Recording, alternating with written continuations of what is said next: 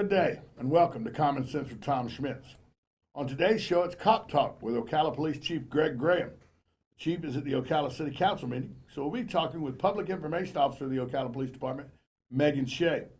We'll watch, then discuss body cam footage of an attempted suicide and OPD officers who responded to this attempt, and we'll discuss what the outcome says.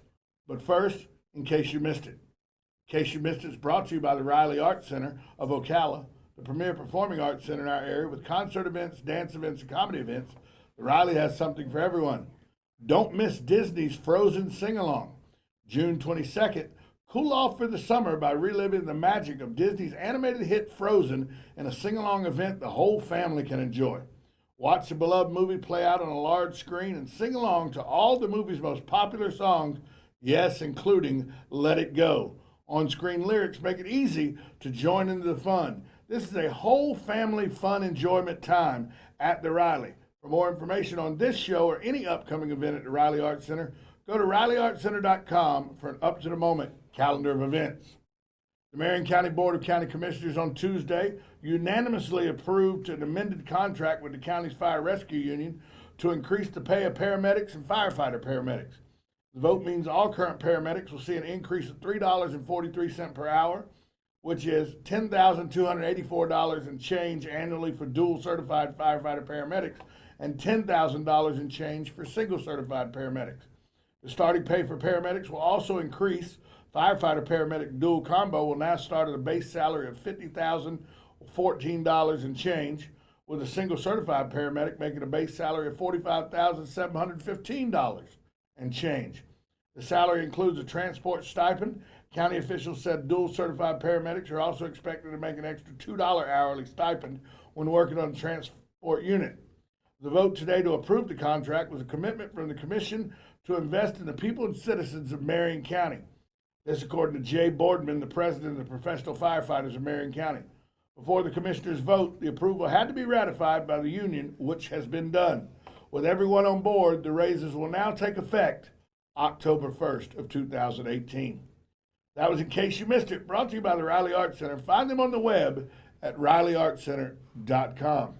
Now I'd like to welcome to the show the Public Information Officer of the Ocala Police Department, Meghan Shay. Meghan, good afternoon to you. Hi, great to be here. Meghan, earlier over the weekend, there was an incident on 75 that I'd heard about. I heard traffic was stopped on 75 because there was somebody hanging from a fence. It was actually last week. It was last Friday. But we just released Friday, the right? video. It was last Friday, right? I think it was actually on Wednesday or Thursday. Was it? All the days run together. They do. I'd have to look back at our Facebook feed. Initially, I posted a photo and reported on the incident, but once I was able to get the footage from the body cams, that was released as well. So that's something we definitely want to share, I know, today and let people see. I'd heard about the incident, but somebody said there was some guy hanging from a fence on 75. And so I thought there are fences all along 75 on the sides of 75. Right, you were thinking somebody hanging from a fence on 75, but he was actually hanging from the overpass fence on 43rd. Yes, he was. Right, and in 75.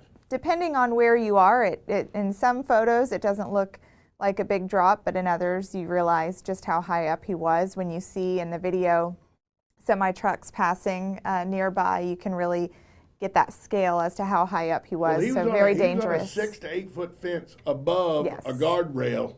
Yes. On an overpass. That the overpass is at least 15 feet high from the ground, so trucks can pass under it. Right, and while he was sort of off to the side a bit, so in the video you'll see grass, but another point of view, if you're down on I-75, you could see that there was actually concrete underneath him. Right, so right underneath just very, very dangerous, and he was in great distress, very agitated, and so our officers just did a beautiful job getting to a resolution where he was willing to come down. But it took about 40 minutes in total. We did, and we don't have a whole 40-minute video. No, I cut it down. I cut 40 minutes down to 5 minutes. But we do have the 5-minute body cam video, and we're going to show you that video now, and then we'll come back and discuss it. Sure, that sounds great.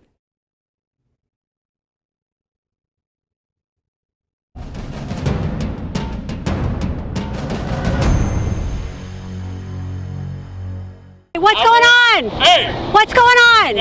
You need Greg right now here and a piece of paper about what happened this morning. I'm jumping. What do you need? Don't get near me. I'm passing. Anybody can hear you. I won't come near you. Sam. So it happened at the truck all stop? I'm asking is that a lie gets made straight. Okay, and well, we can do that if you help us. It's been a 3-day plan to get me arrested. Sam, I'm not here to arrest you. I just get a little bit closer to you. What? I'm not going to climb the fence. No, they're not. They're not. Right? Here, Sam, I'm going to walk up real slow. Don't. Sam, you throw it over. Let me charge it. I don't have number. Listen, you're not in trouble. How about this? Can you... Yes, I have a trouble. I got $2,000 worth of dope tickets. I wasn't I'm not mine. worried about that. Would you mind just sitting here and talking? Put it in your car. I will get back. I'll get back over. I'll take my gun off, my badge off. I don't have. I'm going to say, I'm going to Watch here, watch. I'm going. Sam, don't do it. Sam, He can go. I need your help to find. I told you his name, everything. What's I'm his gonna name? look more than that. Purpose. Go down there. You need help? You need help? Come on. Can I help you? Let me help you.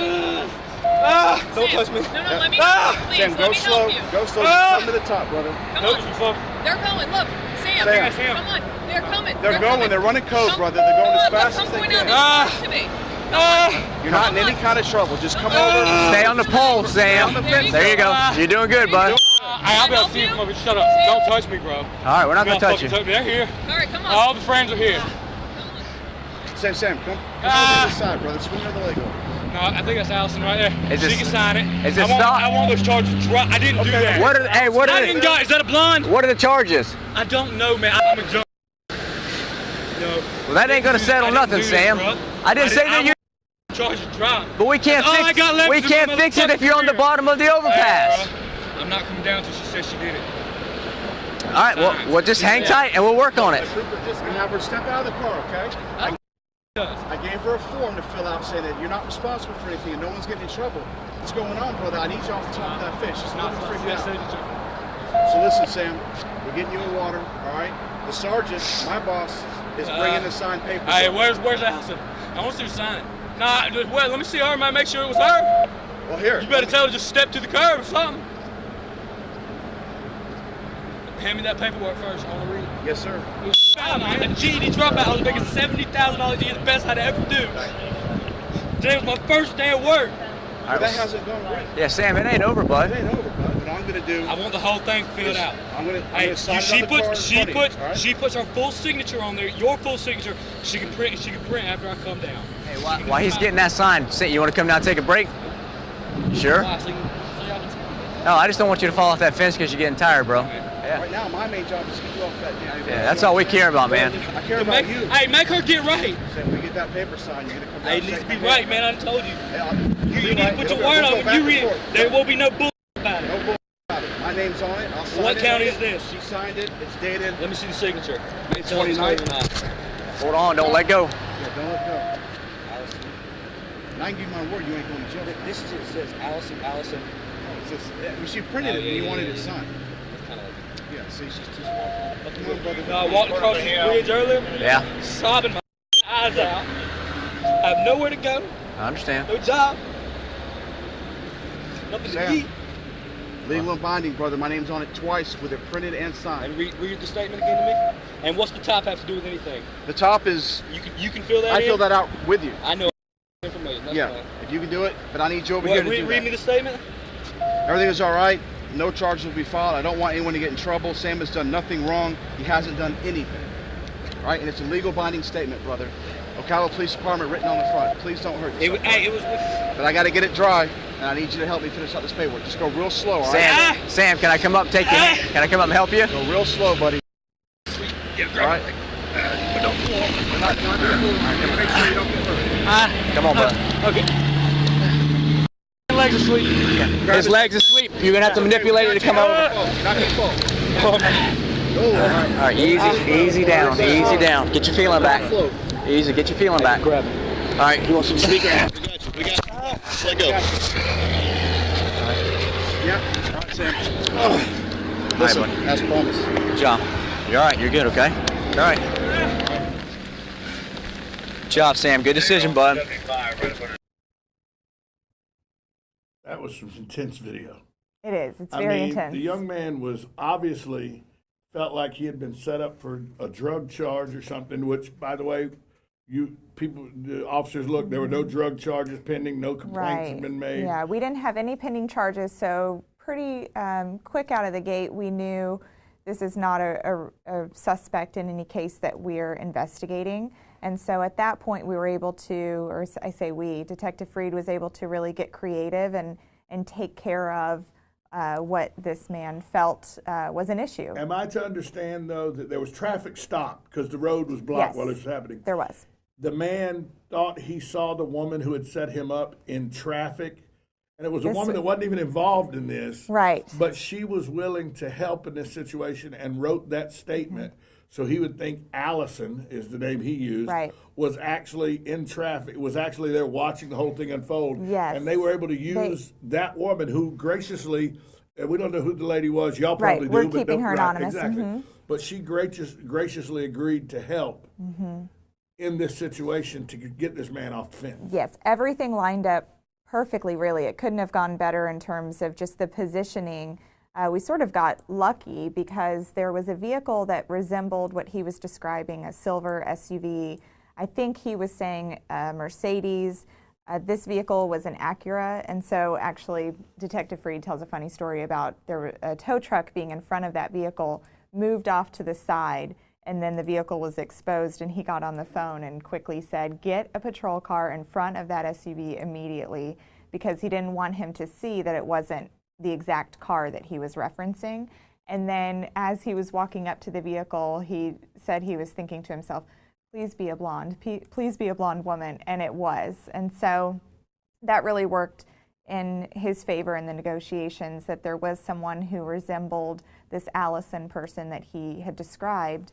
And fortunately, she was willing to go along with it because she was, saw him hanging there, saw that a life was at risk, and was willing to step up and do whatever was needed. When I first saw this video, because I'd heard of a man hanging on the fence on 75, and he literally was hanging on a fence. He was. At one point, he was just hanging by 20 his feet above arms. the interstate. Yes, when we hanging arrived, just by his arm. He didn't have his feet. His Right. bare feet with his toes weren't. I know, weren't clawed and there was into that nothing fence. there, so It he was just his hanging for a hands while. dangling. Yes. Originally. Well, and initially their goal was obviously to get him over the fence completely, but they were able to negotiate enough to get him to the top of the fence. That bought them some time to carry out this plan. So unfortunately, he was not willing to come down at that point, but at least they could get him to the top of the fence, so there wasn't a risk of him And the post was becoming the weak and not everything. being able Right. to hold himself anymore. And you see in the video at one point where Officer Hilton says, hey, while he's taking care of that, you want to come sit down? I'm just worried about you, losing your, I forget Grip. the way he said it, but yeah, we don't want you to fall, get tired, and fall. So they did try continuously to get him to come down and, hey, if you come down here and talk with us? He was just not willing until that paperwork was completed. Now, this is something you know very well because you came from the mental health Yes. field when you came to be the PIO at the Ocala Police Department. That's right. So, in the way you saw them handle this, I mean, My heart was just so full watching them. Yes, I mean, one of the reasons that I decided to go to the Ocala Police Department, which was a foreign environment to me, I'm not, I don't come from a law enforcement background, but one of the reasons was the chief saying, imagine the compassion that you could bring to this position, this role.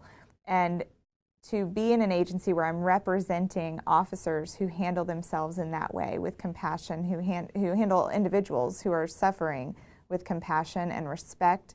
And then you watch these body cam videos where no one's watching, technically. In a lot of cases where I pull up body cam video and I'm watching the actions of our officers, and every time I watch body cam video, I feel proud and grateful to be in a position where I'm getting to represent them in their great work in some way. So it really is reassuring, I think, to the community to see this is what our officers act like. This is how they treat people. And I can tell you, when I randomly pull body cam footage to look at what's happening overnight or things of that nature, to catch up, this is the norm. This is not out of the ordinary for them to treat someone this way. And it's not just someone who is suicidal and crisis. They treat people who have just been involved in violent crime this way as well. Once they get them secure, they talk to them with respect and kindness and treat them with dignity. So I just am so proud. I couldn't be more grateful for our community that this is who we have looking after us. One of the most moving moments of this video to me was when he got back on the ground and the handshake and the hug, just as I promised you. Yes. That's what the officer said. He said, as promised. You're not going to jail. Here's your handshake and a hug, just as promised. Yes, and at one point in the video, it's hard to hear because there are certain parts, obviously, where the volume's not as good as others, but he says, hey, if you come down here, can I shake your hand? You know, he said, you're going to shake my hand? And so he had that interaction with Sam, is the man that was hanging. Now, is Detective Freed, is he a suicide or hostage negotiator? Yes. So he is. So he is. He was called out there specifically. He was. Was he in that area? Well, he happened to be in the office, and Detective Tuck actually heard on the radio that there was a suicidal situation. And he said, hey, aren't you a hostage negotiator? And he said, yes, and they took off together. He was sort of jokes, though. Detective Tuck stopped at the bottom of the bridge to block the traffic and made him run up the bridge. He said, okay, go get him. And he said, aren't you going to drive me up there? And he said, no, I got to stop traffic. So it was sort of all hands on deck. We had, obviously, a lot of risk with allowing vehicles to come by when a situation like this is unfolding. So everyone had their priorities. Everybody worked as a team. Even in the negotiation, you'll see in that video, it would not have been possible without the support of the other officers who were there, because in order for him to be able to carry out that plan, there were times he had to step away or leave that area completely. And at that point, the other officers, Officer Hilton and Grady, had to step in and continue discussion with the man and keep him preoccupied and engaged, and keep those conversations going. Engaged, he's not thinking about letting go and falling. Right. And normally what I'm told is that the negotiator would have a runner who would handle whatever is needed. In this case, that did end up coming into play, but not initially. So there was a moment in the beginning where Detective Freed had to leave. Do all this, right. Sam was like, the only person I'm trusting in this video when I was watching it, the only person I'm trusting is Detective Freed. He's the one that's going to have to go back and forth and take care of this. Right.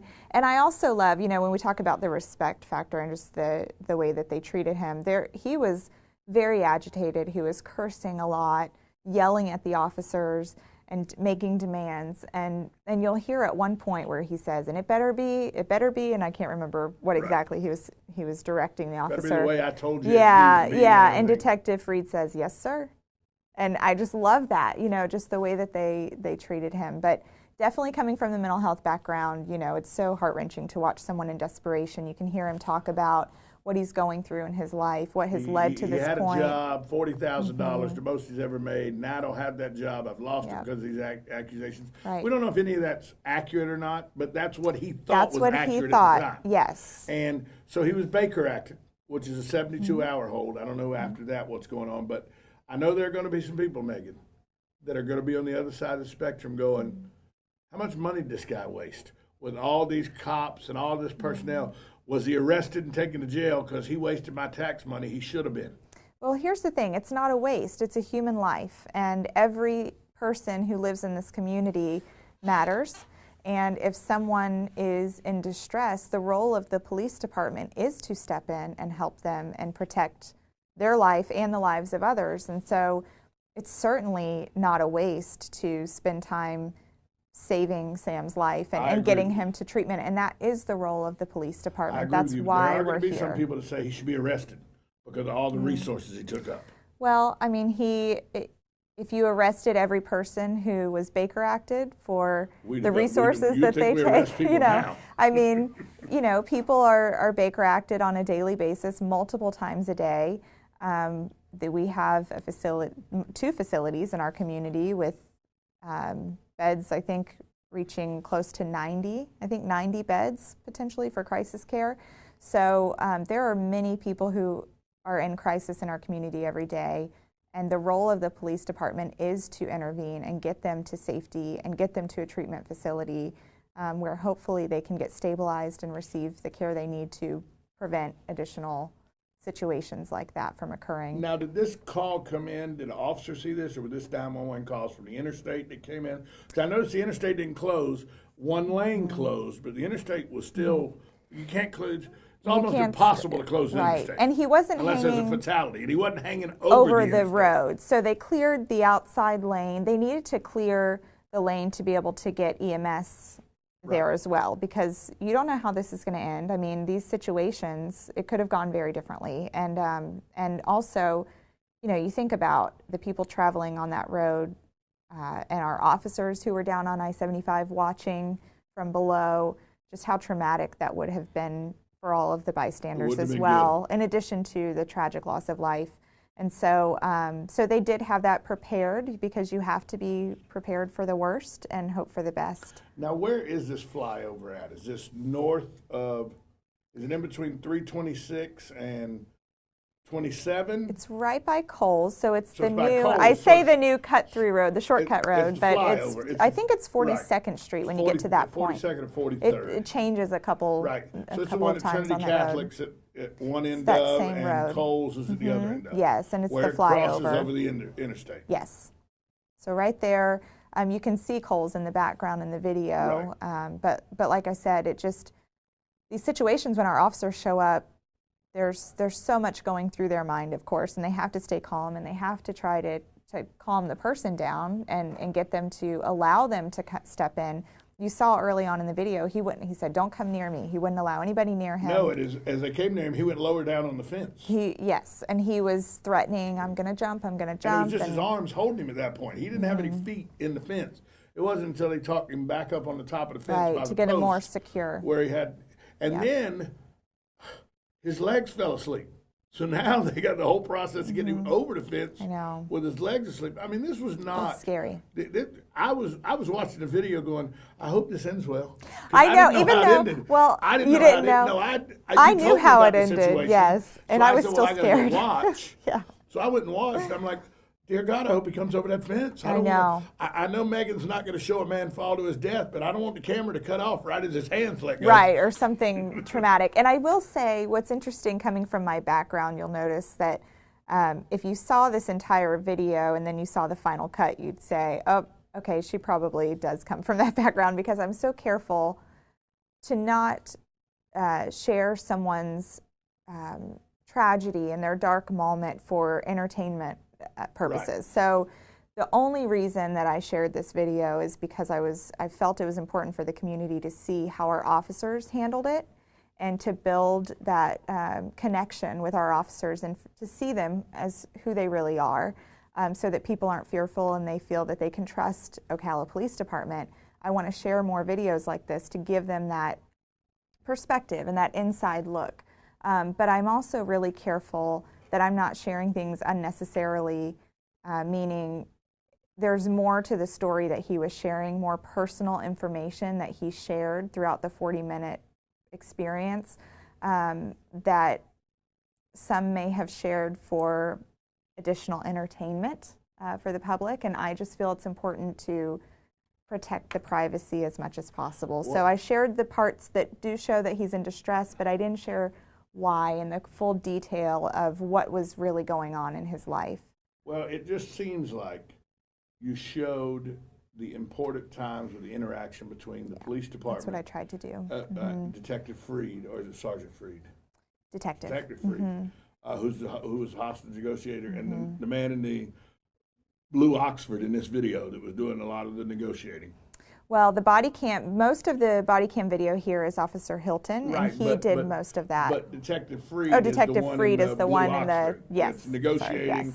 that shows in the paper and everything. Yeah. Officer Hilton is the one that's there the whole time. But you don't see him because it's his Right, body but cam. he's there the whole time as well. And when Detective Freed goes away, Officer Hilton's interacting quite a bit with Sam. And he did a great job as well. Now, who was the female officer that tried in the early part of the video? And she, as soon as he said get away, she backed away. And I mean, Yes. everything was done at the behest of the person who was in distress. Right, And because that's the what I last thing found you want to amazing. do is make him more agitated, or you know, get him to the point where he might actually jump. So you really have to be very cautious. And I'm not an officer, but I think it makes sense to all of us in that situation that you would. But Sergeant Casey Eads was the one that you see in the video who actually got up and tried to help him down and tried to get him to come over. She was really successful in getting him to come up to the top of the fence. She did. She got him up to the She's top of it. actually the team leader for the hostage negotiation team, and she's a sergeant and supervisor. So she, once Detective Freed got on scene, really kind of passed the baton to him and said, okay, I'm going to have you handle this one. But she did just a phenomenal job. She doesn't like recognition, but I feel the need to give it to her because she's just exceptional. Every time I watch a body cam video of her, I feel the same feelings that we just talked about, just enormous pride. But also Officer Whitston, Kristen Whitston, was the first officer on scene. So the first bit of the video where you hear the female talking with him, that's Officer Whitston. She was sent away at one point because he was making demands about finding someone in a hotel.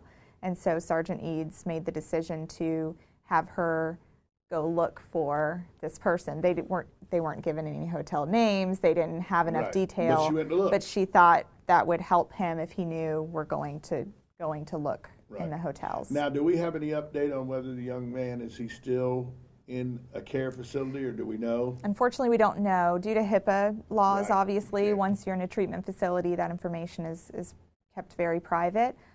It's my hope that he received really good care and that he's going to have a We know for renewed sense of 72 hope. hours. We know for 72 hours he was in a facility. Well, we know that what it is actually you have 72 hours to receive a mental health evaluation. So in some cases, someone's evaluated and may be released sooner. So that does occur at times. It's not a guarantee he was there for 72 hours.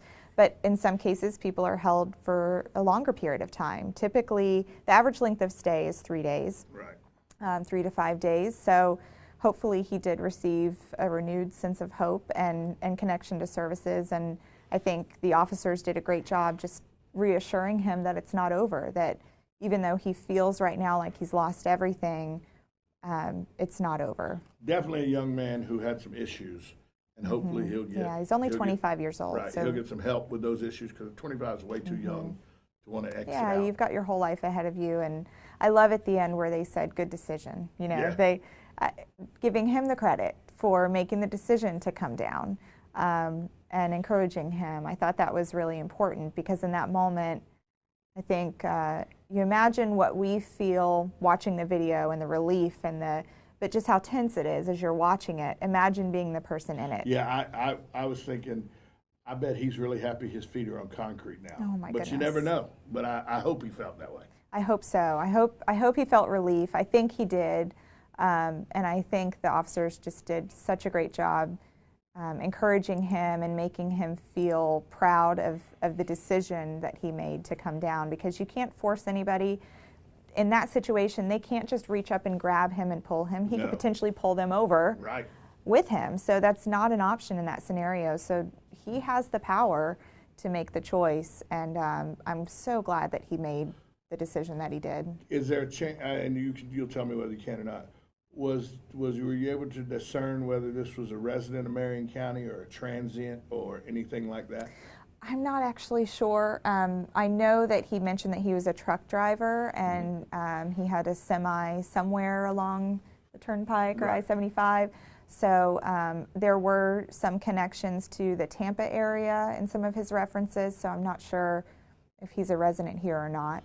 But what we do know is he's still he was alive when you turned him over to Yes, he was the safe. search to and- get mental help, to get some mental help, a mental facility help, and he was safe.